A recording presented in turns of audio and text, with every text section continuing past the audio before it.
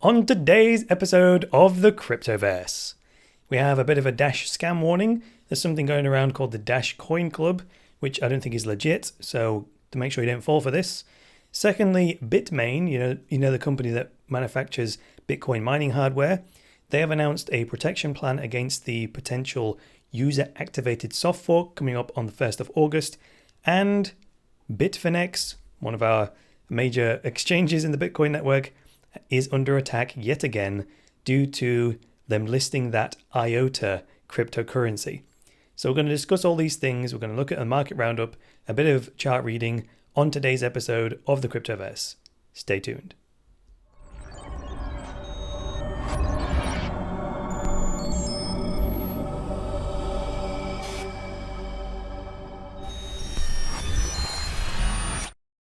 So you're paranoid about the security of your cryptocurrency, and you want to buy a hardware wallet so you can keep your money safe.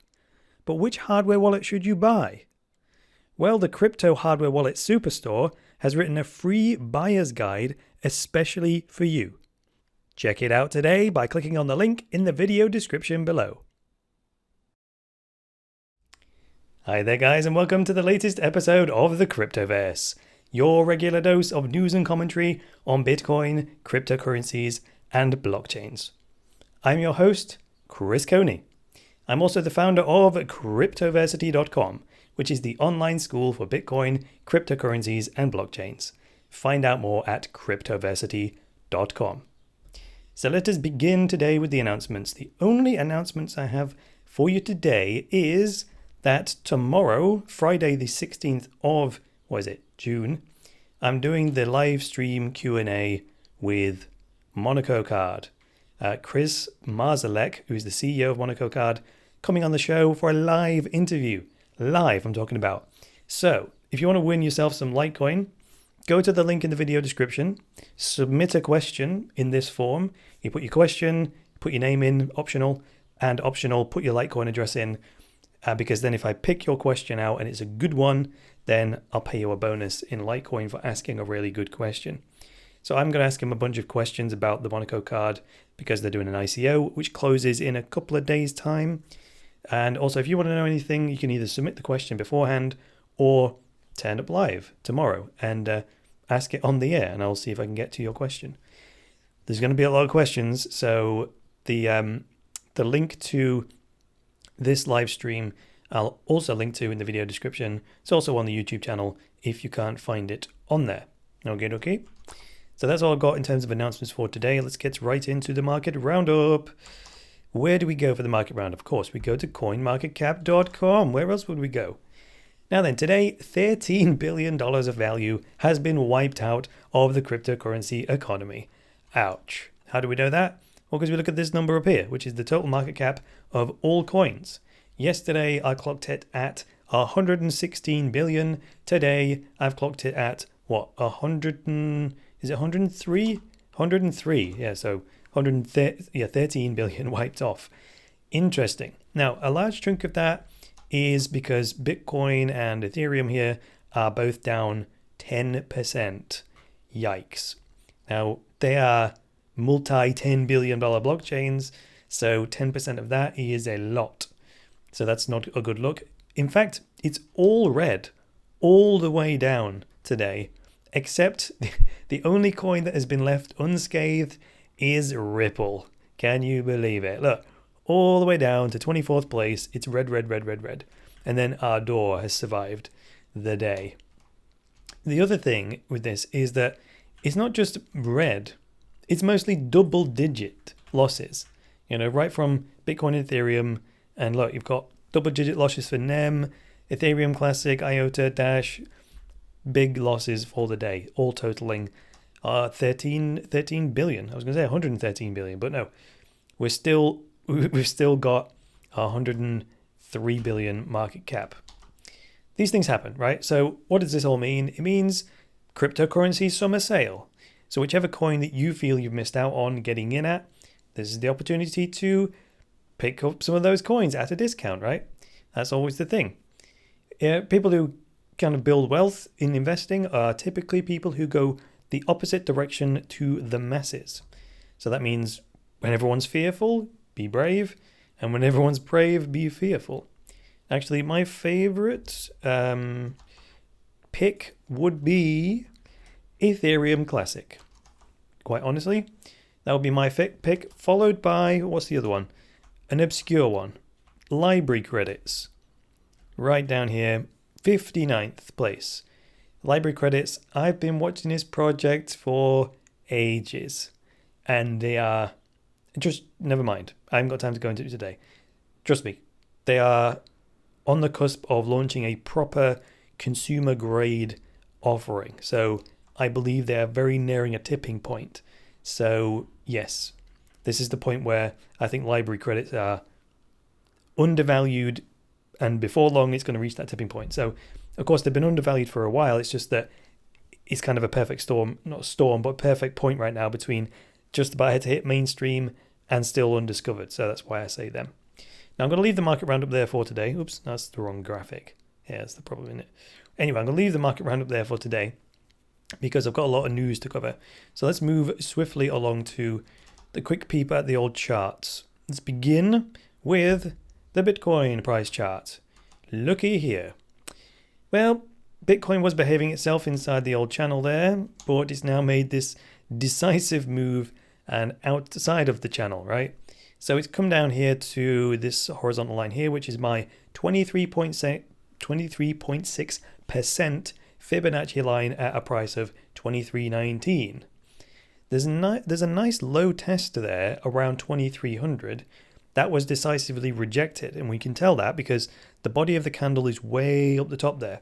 So this long tail was kicked quickly back up again. So the market had a consensus and kicked it back up again. So that must have been, maybe there was a bunch of orders on the books already, ready to buy at 2300 if the price came down to that bargain level. I've also drawn this new trend line with the low of today and joining up to previous lows to create a new ascending trend line.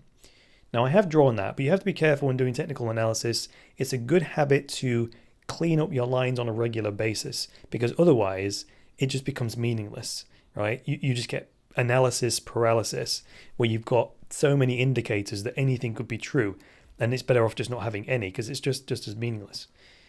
I'm going to keep these two ascending trend lines here. This is my channel here, top and bottom, but I'm going to keep this new trend line here for a little while to see which one is going to hold. So I want to see more tests on them and so on. It may come back right back into this channel, but I want to now I've spotted those three touches on this trend line. This could be the new longer term trend line. You see these waves, phase 1, phase 2, phase 1, phase 2, phase 1, phase 2. This is quite a significant phase 2 back to a trend line that I previously did not see. And because I want to see three touches before I consider it a trend line. So one there is actually one there, one there, one there, one there. So it's four really, but I want to see a major wave away from it before it pulls back. Otherwise, you might be seeing things. You know what I mean? All right, that's all I've got for the Bitcoin price chart reading.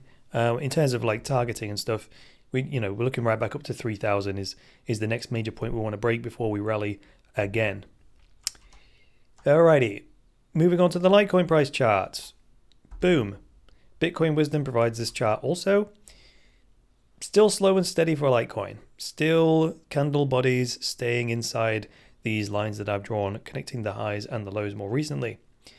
Now still hanging around that 28.75 mark. I'm expecting an upward move once it reaches the end of this pattern, and I'm expecting it to break out to the upside. So I've already allocated my investment budget, but this would be for me a good time to put money into Litecoin. I'm not recommending that you do that in any way, shape, or form. I'm just sharing with you what I would do if I hadn't already invested all of my money for the month. And actually, a lot of my monthly investment budget went into Litecoin this month. So there we go. I've probably bought it a little bit higher than, well, no, I probably bought it around 28.75. So I see that as pretty safe. Either it'll stay around 28.75 and be a stable store of value, or break out to the upside. Of course, it can still go down, but I think that's highly unlikely. That would be the least probable outcome. And that's the thing about trading. You always have to edge on probabilities. And over time, those probabilities will pay you dividends, right? So there we go. That's the chart reading out of the way for today. Let's move on to the news, beginning with a Dash scam warning. So this site looks almost identical to the Dash website. I believe the reason they're able to do this is because Dash's website is open source. You can download a copy of it from GitHub and make a site that looks exactly the same. So the website is dashcoinclub.com. And the thing that to me proves that it's a scam is down here. It's kind of a multi-level marketing tip where it says you earn 20% of the Dash that you provide to other people, 1% daily bonus, yada, yada, yada, yada. And they sort of try and make it look legit by saying that they are just fans of Dash and they want to see it grow and so on. So that could be convincing to people who didn't know what they were looking at. However, it also sort of coincides with an official Dash campaign called First Dash Wallet. So if you've seen on Twitter, hashtag First Dash Wallet, this is an official Dash marketing campaign that has gone viral. And it's headed up by the lovely Amanda B. Johnson, right?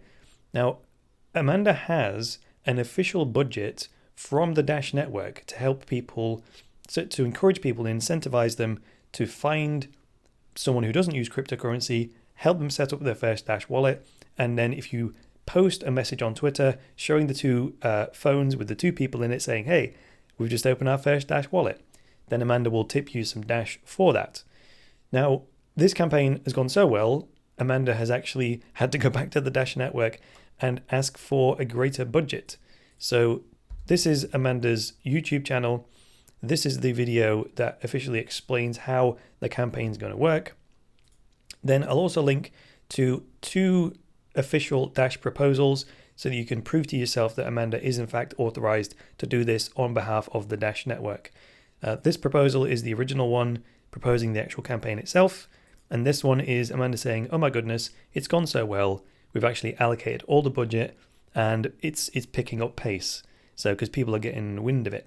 So you can participate in this if you want to, or if you just follow the rules, help someone sign up with the new Dash wallet, show Amanda it by hashtagging First Dash Wallet, and she will tip you some Dash. So pretty good. So yeah, just stick with the official sources and you'll be all right. Okay, story number 2. Bitmain, the manufacturer of Bitcoin mining hardware, announces a protection plan against the potential UASF in August, which is the User Activated Soft Fork. It's kind of a funny name. User Activated Soft Fork. We don't know if it's the users, do we? The problem with voting by nodes is that they are prone to something called a Sybil attack, where you can pretend to be many people when in fact you are one. So at least with Bitcoin mining power, you have to actually invest real money in setting up lots and lots of Dash mining hardware and then pay for the electricity to run them. With a Dash node, though, all you have to do is install the software, download a copy of the blockchain, and you can appear to be a single Dash node. However, there's no identity involved in that. So I could run 1,000 Bitcoin nodes and then vote 1,000 times, one for each one, which is why the consensus doesn't work like that. It's just too easy to game. Anyway, in regards to this user-activated soft fork thing, whichever side of the Bitcoin debate that you are on, like activating SegWit or Bitcoin Unlimited or bigger blocks, never mind that. Put that to one side. Let's begin with the principle here. Whichever side of the fence you are on, no one can argue that when you make an agreement, you should stick to it, one, or attempt to renegotiate it. And if you can't renegotiate it, you have to stick to the original agreement, right? That's just a basic principle, okay? So going on to the actual point here, there's an article published by bitcoin.com. Here it is. Bitmain announces hard fork protection plan against the UASF. Now, what this says here in the red, it talks about SegWit X2. So this says Bitmain says that a significant economic majority and more than 80% of the hash rate signed an agreement to support something called the New York Agreement, which is this SegWit 2X. And this was signed on May the 24th, 2017.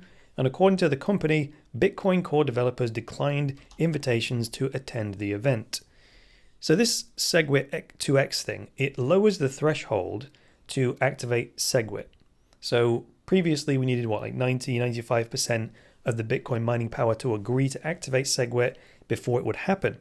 So the first thing that this agreement does, SegWit X2, is to lower that threshold so that only 80% of the mining power needs to agree. And there was a whole bunch of companies, like 50 or so Bitcoin mining companies at this meeting, and they agreed to do this, to activate SegWit. Then second part of this agreement is, a little while after that, the block size will be doubled from 1 megabyte to 2 megabytes. Cool. So instead of SegWit or increasing the block size, instead of either or, this SegWit X2 thing does both. So the Digital Currency Group actually wrote a blog post on, I think it was the 23rd or 24th of May, explaining this agreement in more detail, and I will put a link to it in the show notes for today. I don't know if you've even got it here. I've got it in the notes, but I haven't got it up on my screen, so I can't actually show you it right now. But pretty good, right? So the idea of doing both SegWit and a move to 2 megabyte blocks, this was a conclusion I came to. I even said it on a number of episodes of the Cryptoverse in the past. If you've been watching me for a while, you may remember me saying it.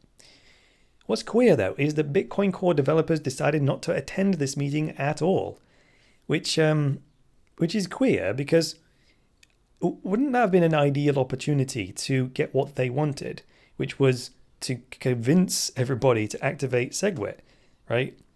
But they weren't even willing to attend the meeting, so WTF, mate, you know what I mean? But anyway, back to the actual forking situation itself.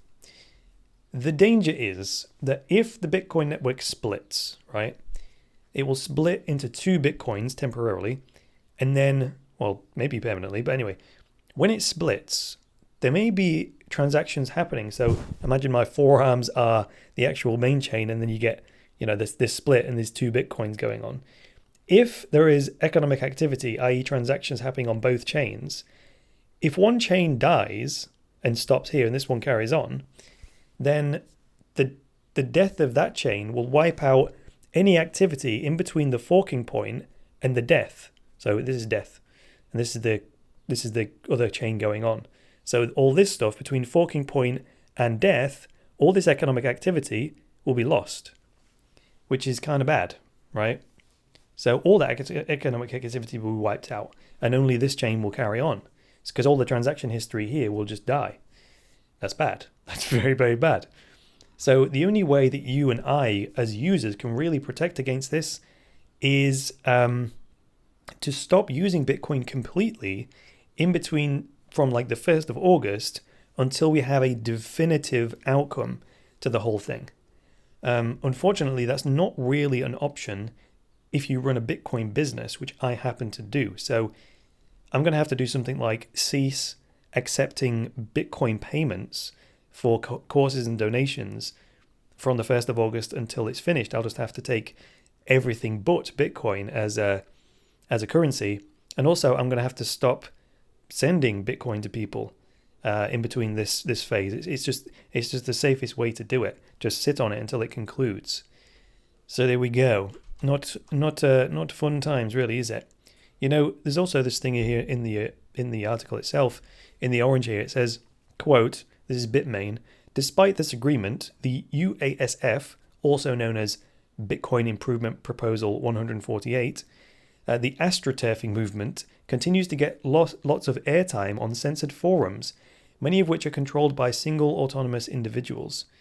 So that's a kind of an interesting observation. They're saying that this BIP148, most of the discussion is being had on platforms that are controlled and censored and so on.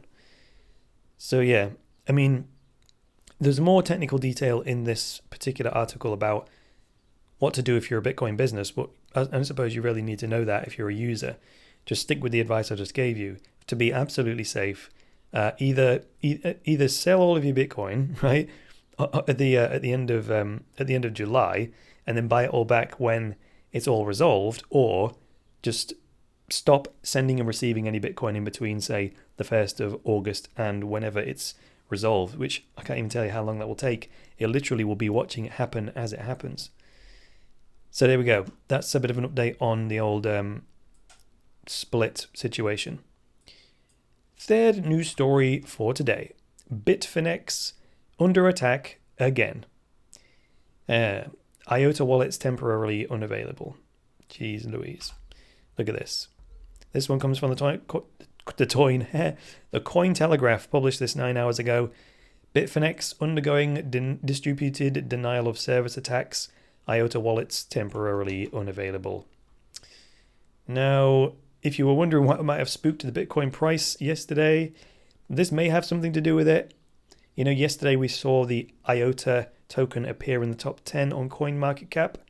Well, that's because it begun trading on Bitfinex, and so far they are the only exchange that I know about to be listing it for sale. Now, that is essentially a brand new billion-dollar honeypot for hackers. At least with the let me actually show you what I mean by this. If I head back over to CoinMarketCap, when you're on CoinMarketCap, if we scroll up to IOTA here, when you click on any given coin, it takes you into the details of it. Then if you click on markets, here look, this is where it's getting the data from. There's only two sources of the price, and they're both coming from Bitfinex. One is IOTA traded against the dollar, one's traded against the Bitcoin. But contrast that with something like Litecoin. This is another $1.5 billion honeypot. The difference is, to steal Litecoin, you would have to, here it comes any second now, you would have to go and hack any one of, there's like 50 or more exchanges, there we go. These are all this is where all the Litecoin is being traded on more than 50 different exchanges. So there is no single point where you could steal all of the Litecoin, right? There are some big points, but it's far more distributed than IOTA, which is only being traded on a single exchange.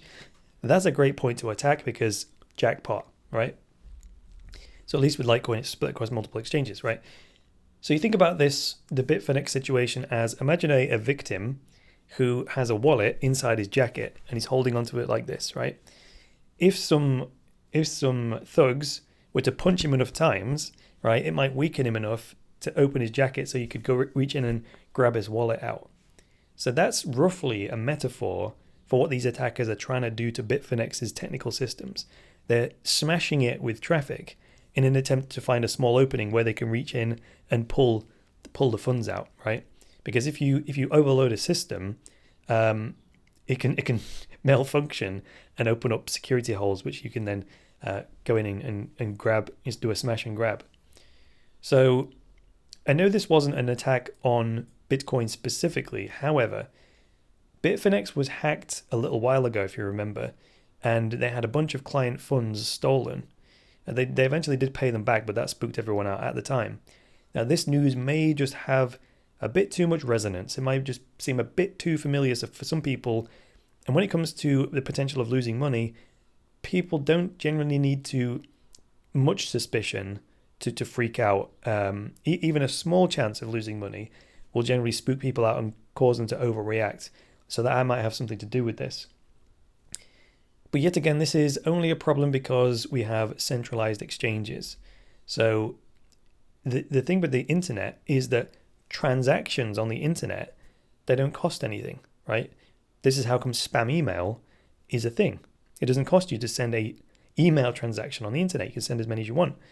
Same with requesting a website, to visit a website, which is essentially a transaction on the internet network. The transactions are free, right? Excuse me. So this is a thing with blockchain transaction fees. It's one reason why they're more resilient to spam attacks, because if you want to do like a billion transactions on the Ethereum network, on the Bitcoin network, you have to pay a fee, and you actually have to outbid everyone else who wants to use the network as well.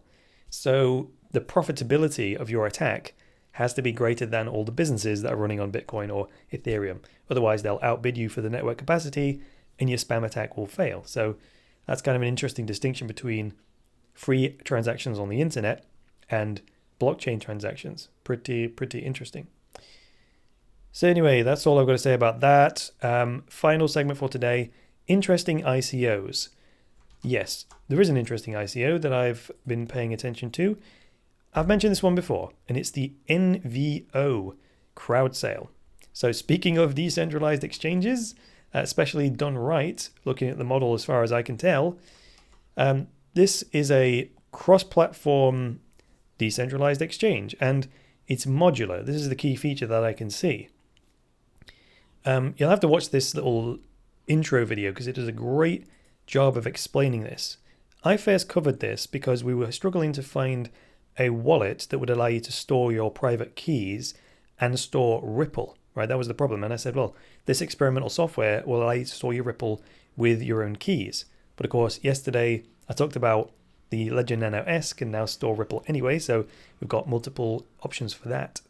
But this will allow plugins to be built for the exchange. So the wallet on NVO will be nice and light, and then it will be able to support any other currency if a developer builds a plugin to sit around it. So over time, the NVO exchange could support any number of digital currencies if someone's willing to write a plugin for it. That's the beauty of the modular system. So it's peer-to-peer, it's trustless, it's backed up by the technology of the Safe network. So check this out. This is pretty cool. I've been thinking, how the hell are we going to do decentralized exchange? The Bancor thing, I don't think it's really going to work. The model's a little bit flawed. But this, principally, just based on, never mind the technology, the paradigm, the mindset with which they're approaching this with, the principles that it's based on, that's really what gets my attention. So yes, this is interesting stuff. So that's my most interesting ICO of the day. So check that out. And I'm not recommending you invest in it in any way, shape or form, but I currently, that's one of the most fascinating ICOs and technology platforms to me right now. Cool. So that's all I've got for you today. If you like this episode of the Cryptoverse, please hit the like button, leave me a comment below with some feedback, get subscribed so you don't miss any content from the Cryptoverse. If you would like to support me, there are 4 ways you can do it. The first way you can do it is by going to cryptoversity.com, go to the podcast page, send me a tip by PayPal or Bitcoin or Dash, or if you want to tip me with another coin, use the coin payments link in the video description, and you can tip me in pretty much any cryptocurrency that coin payments support. Option number 2, if you don't want to spend any money and want to make some money, go to the footer of the website, click on affiliate program, and you can become a Cryptoversity affiliate. If you send out your referral link to friends, families on your social network and so on, if someone buys something from Cryptoversity, you'll earn a 25% commission, which I will pay you in Bitcoin or Litecoin, depending on the state of the network. So that's another way you can help me out. Third way is to spend a little bit of money as a one-off to buy any one of my online courses. And they range from $10 to $59, depending on what you want to do. So this is another way to support me if you want to make a one-off contribution and get yourself some knowledge at the same time. If you really want to support me, go to the enroll page and you can become a patron by making a monthly pledge of anywhere from $1 a month up to $20 a month if you just want to be a pure supporter, $29 a month if you want to get a free course and access to my private chat group, or $49 a month if you want to get access to my premium chat group where you get priority response, and all of Cryptoversity courses. You can become a champion and pledge $49 a month.